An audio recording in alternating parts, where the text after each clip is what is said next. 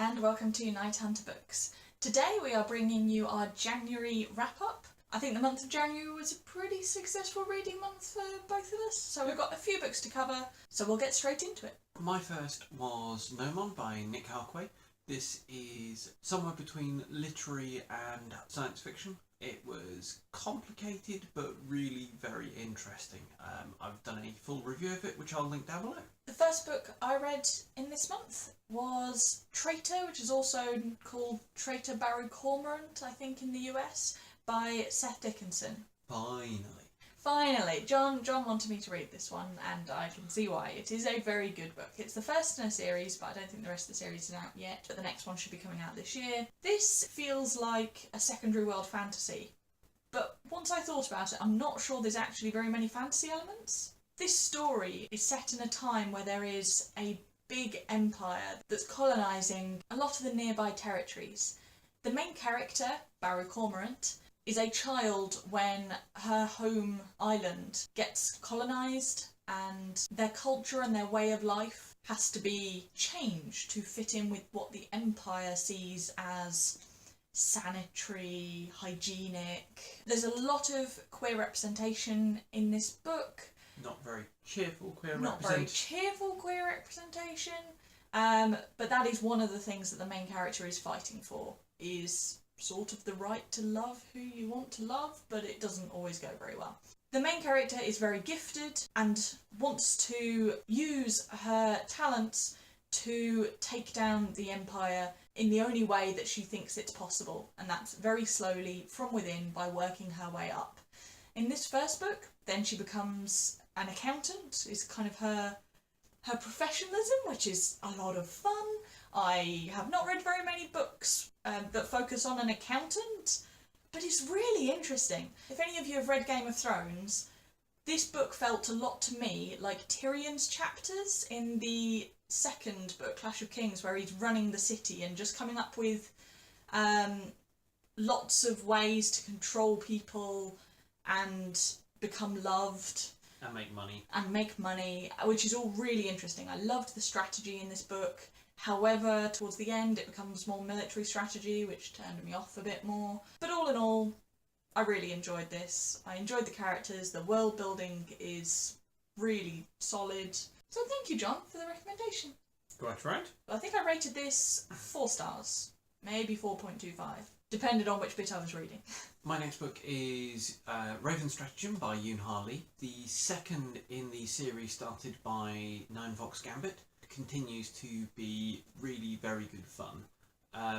Military science fiction in a very unusual world where the culture determines what technologies work.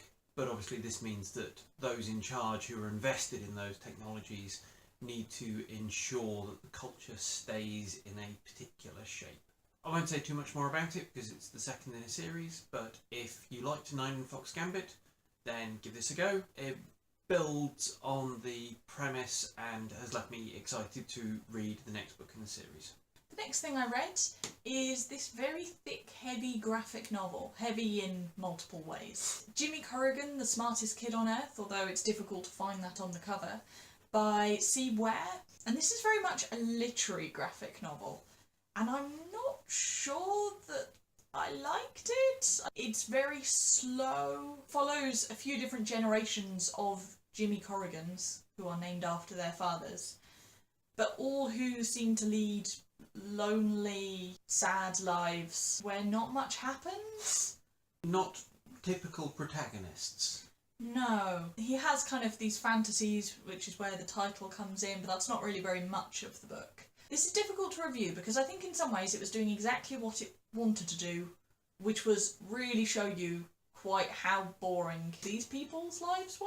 It just didn't really make for a very entertaining read, but I'm not sure it was trying to be entertaining either. This won various kind of literary awards that aren't usually bestowed upon graphic novels. So it did have kind of a few poignant moments towards the end, but not as much as I was expecting. And the ending was satisfying, but it took a long time to get there. My next one is Princess of Blood by Lloyd. This is, again, the second in a series. This follows a, frankly, mildly depraved bunch of mercenaries as they do the right thing because that's what they're being paid to do mostly. It's a really fun combination of setting, structure and story type, which just works for me.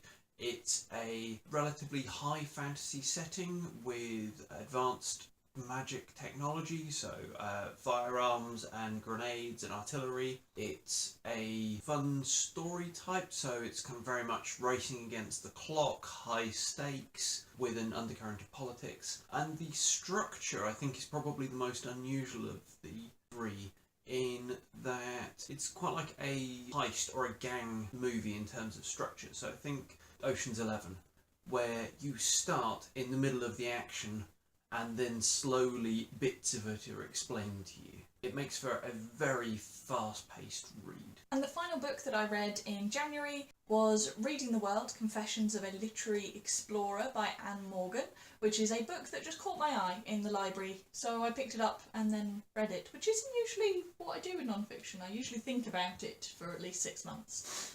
This caught my eye because it is centred around a mission that Anne Morgan gave herself in 2012 to read a book published, ideally, in every country of the world. So very much reading own voices books about and from those countries, although she found in many cases the books have not actually been published, so she read various self-published work, got things translated for the project specifically. This book does not actually really cover what books she read or kind of reviews of them and things like that. This is much more about the things she had to think about when kind of planning, some of the anecdotes of the people she met, which I know some people found disappointing, but I picked this up because I read the contents page and went, those are all things I'm quite interested in. So it talks a lot about translations, the publishing industry, censorship, propaganda, and yes, the various lengths she has to go through to get hold of these books. I didn't love this book. I think I rated it about 3 stars. I'm glad I read it,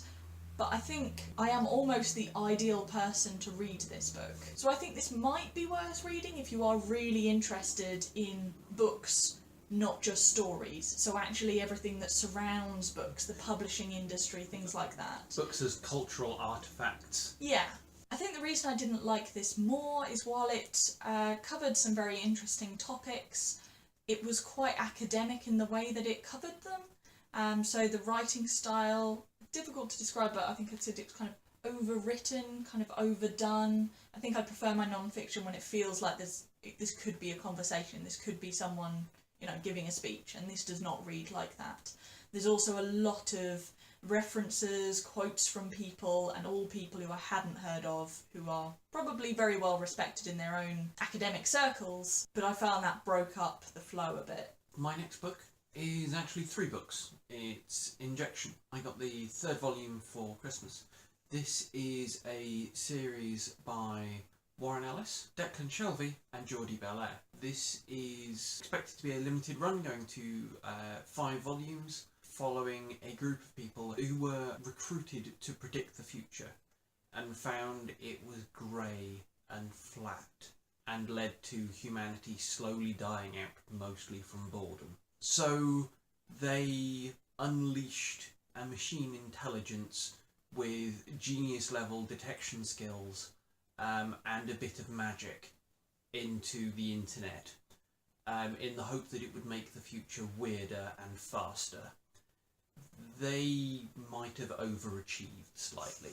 Hopefully I'll continue to recommend this series once I've read the remaining 2 volumes. We'll see. My final book is Black Bolt Hard Time by Saladin, Ahmed and Christian Ward.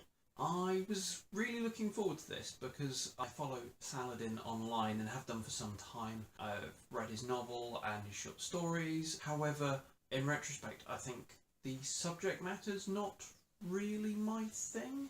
So I know this has won a lot of plaudits for taking characters from the existing Marvel canon and putting them in very unusual situations and subverting them and doing interesting things with them, which, if you don't necessarily know the characters that are being subverted, you kind of miss out on all the fun, interesting stuff. A character with vast amounts of power finds themselves in a situation where they are powerless and they have to get along with characters that they would ordinarily have either ignored or actually tried to defeat. So it's interesting watching him navigate both powerlessness and how the people around him ended up on the wrong side of the law. But not necessarily one I'd recommend unless you're probably quite deeply embedded in the Marvel universe already. That is everything that we read in January. Let us know if you read anything good, or if you've read any of these books and have any thoughts on them. Thank you for watching. We'll see you again soon.